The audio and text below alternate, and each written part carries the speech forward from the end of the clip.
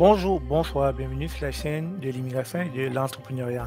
Si c'est la première fois que tu arrives sur cette chaîne, mon nom est Stéphane Chouapi. Ici, nous parlons d'immigration au Canada, mais nous parlons aussi de l'entrepreneuriat pour ceux qui voudraient se lancer à leur propre compte. Donc, si ce sont des choses qui t'intéressent, je t'invite donc à t'abonner sur cette chaîne, mais surtout, n'oublie pas d'activer la cloche de notification. J'ai un article que j'aimerais partager avec vous. Cet article n'est pas de moi, c'est de Radio-Canada.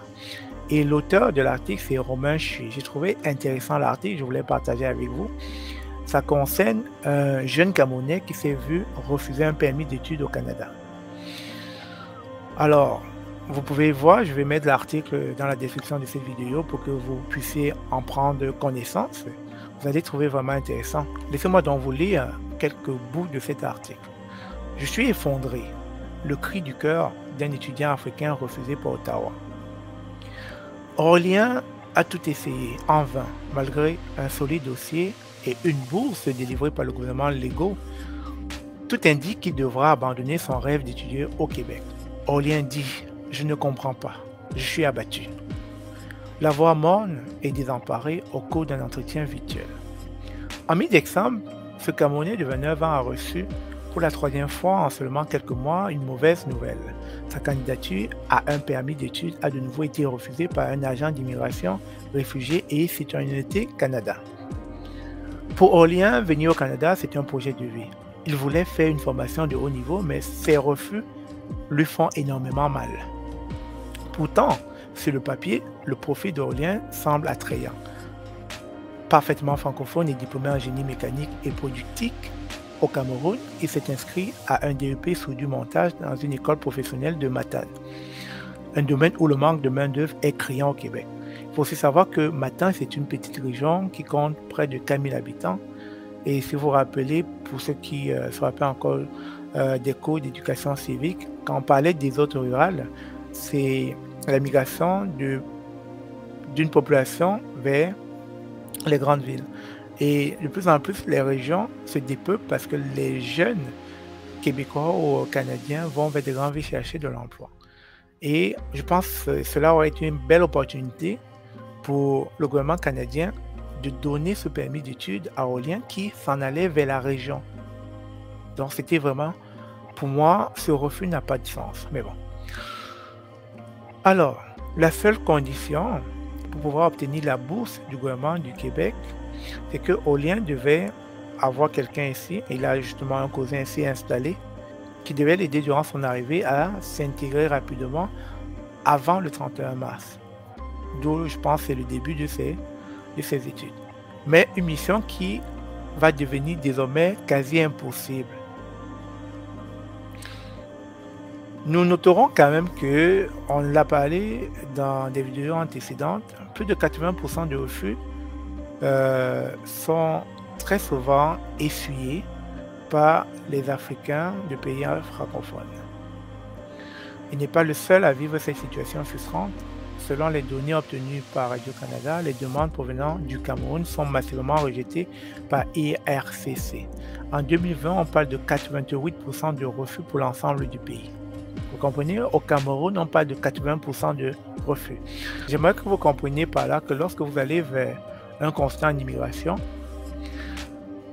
il n'a pas la garantie de vous dire que vous aurez un visa.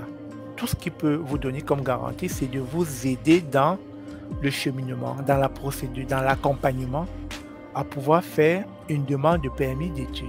Mais il n'a pas garantie de vous dire que vous aurez un visa.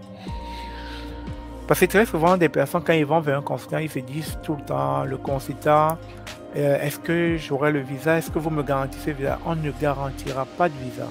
Ceux qui vous garantissent le visa sont déjà en train de vous flouer, sont déjà en train de vous mentir. Aucun consultant ne peut garantir un visa.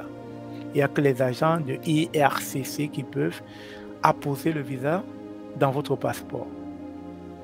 On retrouve des taux similaires pour d'autres pays d'Afrique francophone, comme la Côte d'Ivoire, le Bénin, l'Algérie, la République démocratique du Congo ou le Togo. Au cours des derniers mois, des dizaines d'étudiants africains ont écrit à Radio-Canada pour raconter leur histoire, comme le cas d'Aurélien, par exemple, tout en pointant du droit les motifs de rejet évoqués par Ottawa. Dans la majorité des cas, l'agent fédéral ayant traité leur demande dit ne pas être convaincu que l'étudiant quittera le Canada à la fin de son séjour. Différentes précisions peuvent être rajoutées comme des mentions génériques sur les voyages antérieurs, les liens familiaux au Canada ou la raison de votre visite. Vous comprenez, pour ceux qui iront jusqu'au bout de cet article, vous comprenez qu'il y a beaucoup de points d'ombre concernant les Africains. Est-ce que c'est une injustice? Est-ce que c'est du racisme systémique ou voilé? C'est autant de questions qu'on continue à se poser face à ce nombreux cas de refus. Mais toujours est-il, tout laisse à croire que le gouvernement canadien n'y est pour rien, puisque c'est eux qui délivrent le visa et c'est eux qui refusent le visa. Donc, on va continuer à pousser, on va continuer à revendiquer, on va continuer à émettre des témoignages dans ce sens afin que d'un accord commun, qu'on puisse dissuader et faire changer cette décision auprès d'Ottawa, à revoir, à changer leurs pratiques, à changer leur manière de travailler sur les dossiers de nombreux Africains francophones qui désirent migrer au Canada.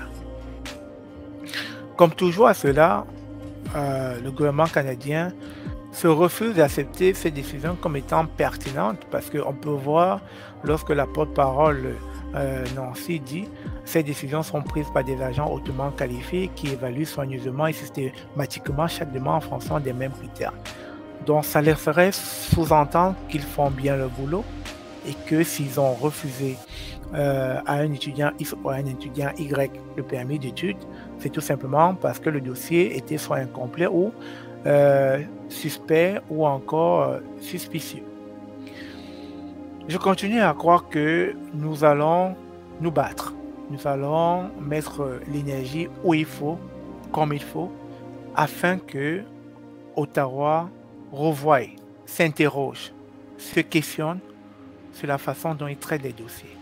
Alors, si ce bout de narration vous a plu, je vous inviterai de mettre votre indignation ou bien votre frustration dans les commentaires, parce que c'est sûr que quand ces vidéos sont partagées, elles sont vues par le gouvernement canadien, par les agents du gouvernement canadien, par les politiciens, par tout le monde, et qu'à un moment donné, cela va finir par retentir à leurs oreilles pour qu'ils puissent prendre les actions nécessaires. Sur ce, merci encore d'avoir suivi cette vidéo. On se dit à très bientôt. N'oubliez pas de vous abonner à la chaîne. Bon courage.